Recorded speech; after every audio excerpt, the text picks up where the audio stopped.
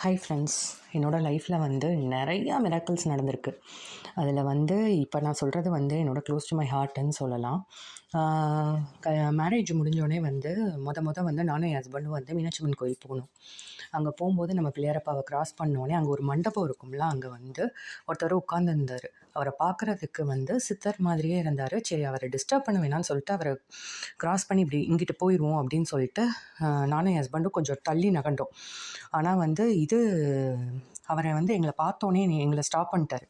Stop பண்ணி வந்து டக்குன்னு எந்திரிச்சு வந்து எங்கள்கிட்ட சொல்கிறாரு, சாமியை உள்ள கையை காமிச்சு எங்கள்கிட்ட சொல்கிறாரு, உங்களுக்கு சொக்கரும் மீனாட்சியும் பிறப்பா அப்படின்னு சொல்லிட்டு அவர் பாட்டு வந்து நகண்டுட்டார். எங்களுக்கு வந்து ஒன்றுமே புரியல எங்களுக்கு. ஆனால் ரொம்ப ஹாப்பியாக இருந்துச்சு. ஏன்னா கோயிலுக்கு போகிறோம்.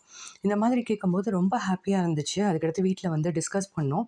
அதே மாதிரி வந்து கொஞ்ச நாள் கழித்து பார்த்திங்கன்னா வந்து அவருக்கு ப்ரமோஷன் கிடச்சிச்சு. யூஎஸ் வந்துட்டோம். யூஎஸ் வந்ததுக்கப்புறம் வந்து அவர் சொன்ன மாதிரியே ஃபஸ்ட்டு வந்து பாய் பேபி, அடுத்து கேர்ளு, அப்படியே வந்து நடந்துச்சு. எனக்கு வந்து இது ரொம்ப ரொம்ப சந்தோஷம். வந்து எனக்கு வந்து அவர் சொன்னது அப்படியே நடந்தோடனே எனக்கு வந்து இது ரொம்ப ஹாப்பியாக இருந்துச்சு அந்த மூமெண்ட்டு. இந்த இது தெரிஞ்சோடனே அவர் சொன்னதான் ஞாபகம் வந்துச்சு. ரொம்ப ஹாப்பியாக இருந்துச்சு இந்த மூமெண்ட்.